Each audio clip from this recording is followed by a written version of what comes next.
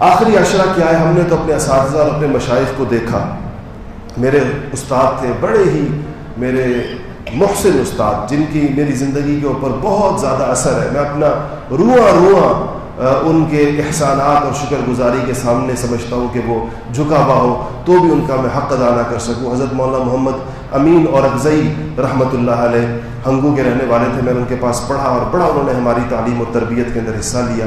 مدت العمر ساری زندگی ہم نے ان کا یہ معمول دیکھا کہ رمضان المبارک، یکم رمضان المبارک کو مسجد کے اندر معتکف ہو جایا کرتے تھے اور پھر عید کی رات مسجد میں گزار کر عید کی صبح اشراق کی نماز پڑھ کر مسجد سے باہر تشریف لے کے جایا کرتے تھے. ساری عمر ہم نے ان کا یہ معمول دیکھا اور ایسا رمضان اور ایسا ایک ایک دن اور رات اس کی وصول کرتے تھے کہ لگتا تھا جیسے کوئی ایمرجنسی نافذ ہو گئی. رمضان المبارک آ گیا، ایسے لگتا تھا جیسے بس اب ہر چیز ختم ہو گئی.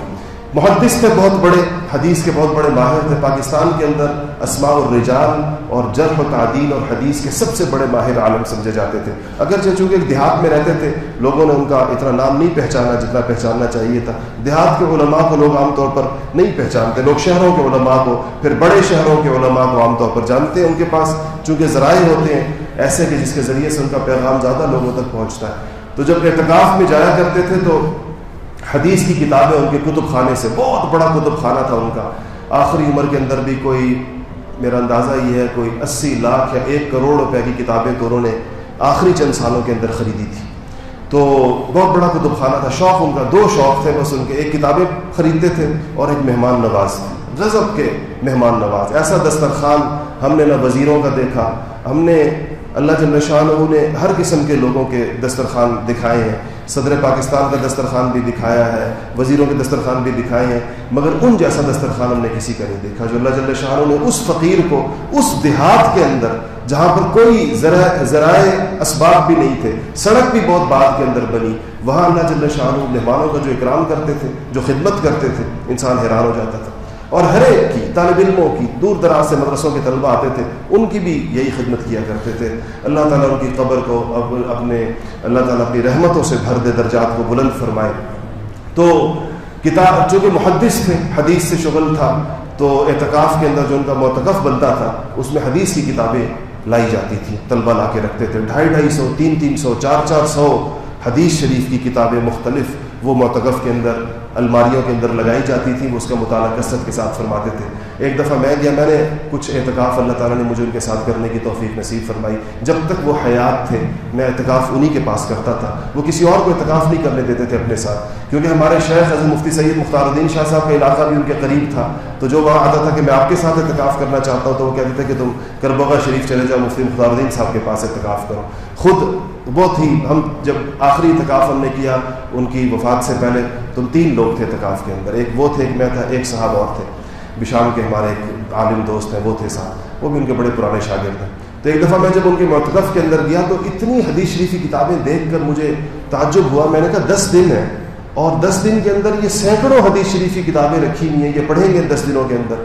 تو میرے تعجب کو انہوں نے محسوس کر لیا تو مجھ سے کہا کہ یہ حدیث شریف اب میری غذا بن چکی ہے، میں حدیث شریف کے بغیر رہ نہیں سکتا، جیسے کہ کوئی آدمی کھائے پیے بغیر نہیں رہ سکتا. تو کہا یہ اللہ تعالیٰ نے میری غذا بنا دی ہے. تو اسی لیے شب و روز تلاوت کے بعد جتنا وقت بچتا ہے تو اسی کے مطالعے کے اندر گزرتا ہے.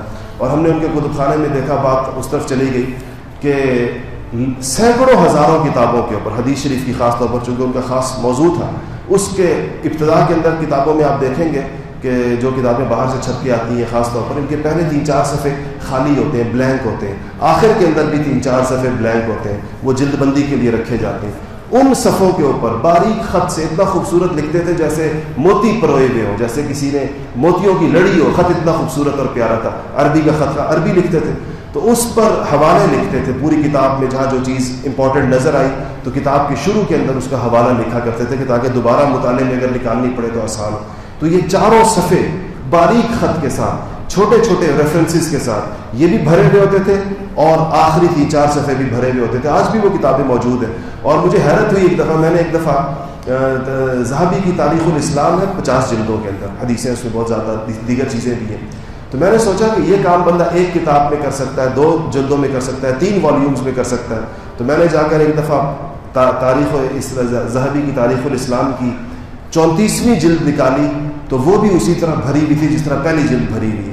پھر میں نے 50ویں جلد نکالی تو وہ بھی اسی طرح بھری ہوئی تھی حوالوں سے جس طرح پہلی جلد بھری ہوئی تھی. میں حیران رہ گیا. میں نے کہا اللہ تعالیٰ نے ان حضرات کے اوقات کے اندر کتنی برکت